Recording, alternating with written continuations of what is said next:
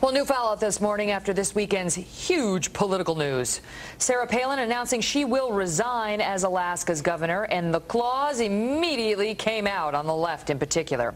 The former vice presidential candidate has faced a barrage of attacks in the mainstream media on her and her family since she became John McCain's running mate last year, and it is far from over.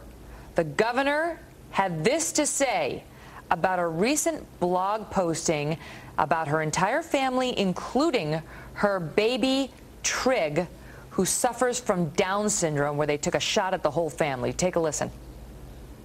I think, though, much of it for the kids had to do with recently seeing their baby brother Trig mocked and ridiculed by some pretty mean-spirited adults recently. And by the way, I sure wish folks could ever understand all that we can learn, all of us, from someone like Trig. I know he needs me, but I know that I need him even more. And what a child can offer to set priorities right. So what's next for the governor? Let's ask Democratic strategist and Fox News contributor Bob Beckel and Republican consultant and contributor for FoxNews.com, Andrea Tintaros. Morning. Morning, Megan. Good morning, Megan. All right. So, I mean, listen. Bob, you're no fan of Sarah Palin, but there's no way you're defending these ridiculous blogs mocking her son with Down syndrome, photoshopping his picture, photoshopping her other children, trying to make them look like the devil's spawn. Might that force even the most thick-skinned politician to think twice about pursuing a career in the public eye?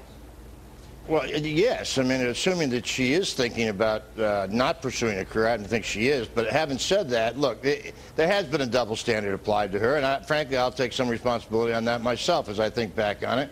I think if a Democratic woman had been subjected to the Letterman jokes that were directed at her, Letterman wouldn't be on the air now. So I do think that there's a reasonable argument to be made here that she has been treated differently. On the other hand, she has offered herself up in a way that leads itself to this kind of ridicule. That doesn't excuse it at all. But it is, the fact is, she has been subject to a double standard. I think that's probably wrong. But she's going to run for president, looks like to me, and that means that she's going to have to probably take more of this. Andrea, you know, your comments on what she has been subjected to and whether you think that is the reason for her bailing on the governorship and where she goes from here. Yeah, you know, I take personal offense to this attacking her son. My younger brother is also handicapped, and this is just outrageous. But I don't think it's the reason that she stepped down at all. Look, she is stepping into the lion's den even more so than she was before. And Megan, I think it was the Vanity Fair article that expedited this process even more. I mean, Sarah Palin knew from day one the left has been out to get her. From day one she's suffered attacks from the mainstream media. But now she was getting attacked from the right. And I think even more she's going to see the claws come out on the right. That was happening before. Those people on McCain's team who had been attacking her in the Vanity Fair article had attacked her before. Remember Carl Cameron's reporting shortly after the campaign ended about the awful things that they were reportedly saying about her? She's been under attack from the left and the right for months. The question is, why now? And do you attribute, I mean, if she's blaming these media attacks, what was it about the recent attacks that was so bad? Andrea, then Bob. Yeah, it's not the media attacks. She looks at the political landscape and says, who are the top of the ticket? Who are the people that likely are going to run for president? A Mitt Romney, a Newt Gingrich. These guys don't have day jobs. They can attack Barack Obama. They can write books. They can go on Fox News and they can raise money. And that's what Sarah Palin needs to do.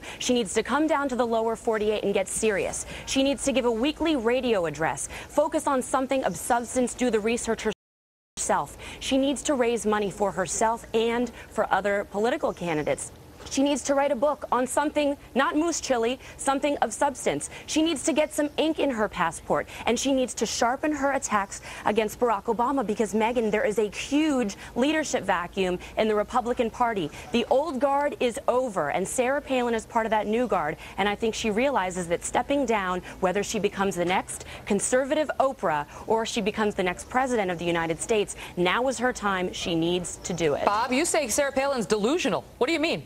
It's delusional, because the idea that somehow that you leave the only job that you've got that gives you any kind of standing or substance, being the governor of Alaska, and then the same time, by the way, being disingenuous, saying that all lame duck governors, well, every governor is eventually a lame duck, shouldn't be around and taking foreign trips. Well, they don't do that. Most of them actually do their job. She quit her job. She walked away from it. And if the idea is that somehow this is going to give her some time to go raise money and do the rest of this stuff, and that's going to help her presidential aspirations, it's nuts. I mean, there's no way that's going to happen. Why? If she'd stayed up there, why?